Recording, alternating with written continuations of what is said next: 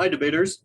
So now that we know what the affirmative arguments actually say, now we're going to talk a little bit about the affirmative strategy for how to convince the judge to vote affirmative at the end of the debate. Because it's not just enough to read the evidence and say, well, we have all this evidence, you should vote for us. You need to have an actual strategy for what you're trying to do here. So we're going to talk about the overall goal for the affirmative, and then we're going to look at it speech by speech. So first, what is the overall goal for the affirmative? The goal is to explain to the judge why passing the plan would improve the world. So at the end of the debate, if the judge says, yep, I vote affirmative, you're going to want to know why, right? How does it improve the world? What does it do? To do that, you're going to use the three main parts of the story, which is beginning, middle, and end. And that means you have to use uniqueness, solvency, and impact for each of your advantages, whichever one you want to use or both, in order to explain that. And here's the tricky part. Even if the other team answers your arguments, if they make good arguments against your arguments and they prove that some of your stuff is not fully true or not fully correct, maybe not 100% probable, how do you still convince the judge to pass the plan? That's what we're going to talk about. So what's the strategy of the 1AC, the first affirmative speech? And if you don't know the speeches or speech order, you should definitely talk to your coach, or you should watch the other video that's about speech order so that you know how many speeches there are and what order they come in. But the 1AC is the first affirmative constructive, first speech in the debate. So the 1AC lays out the main points of the affirmative side. For this speech, you should always read the plan text, and you should read one or both of the advantages. So you could read either the environment one, or you could read the green growth one, or you could read both. But for whichever one you read, or both, you always have to read uniqueness, solvency, and impact, at least one piece of evidence each. Now, if you want to do both the advantages, you could read uniqueness, solvency, and impact for both of them. So that way you would have 6 total pieces of evidence. Or if you want to just do one of the advantages, you could read the example that's already in there. You can read that in the debate, or you can change it to add more evidence if you want.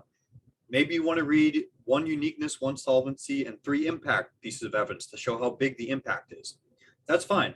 As long as you have 1 of each, that's okay, and you can always change it up later on.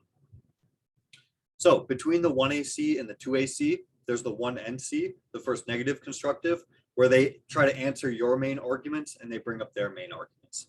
So for the 2AC, the affirmative strategy, what are you supposed to do? Well, you're supposed to identify the opponent's main arguments. You're going to say why you disagree with them, right? Which is why we have Howie in the bottom here saying, I disagree.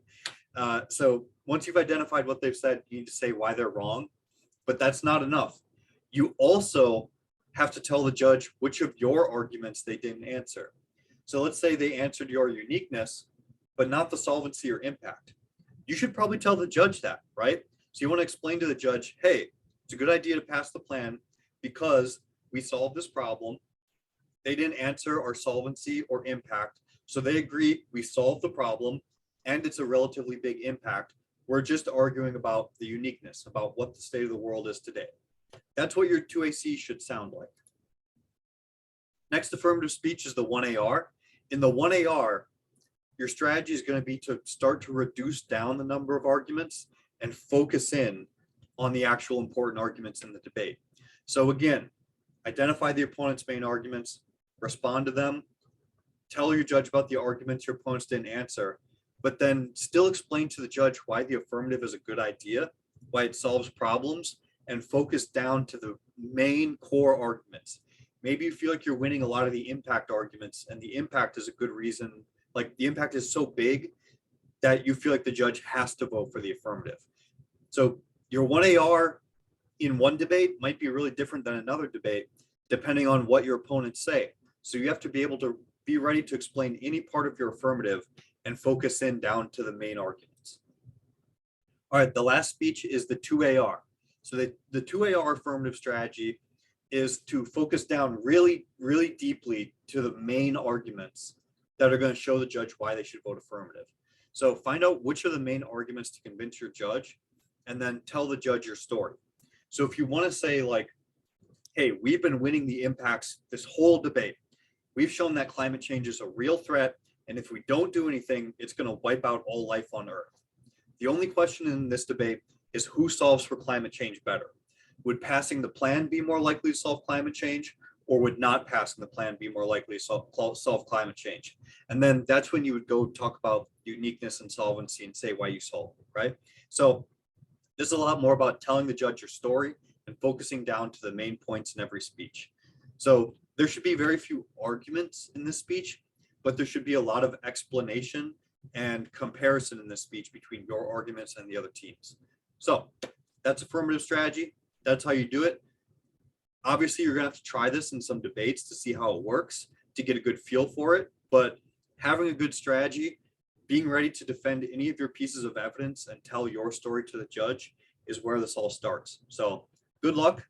Enjoy your affirmative debates. You'll have a great time. And I'll see you in the next video.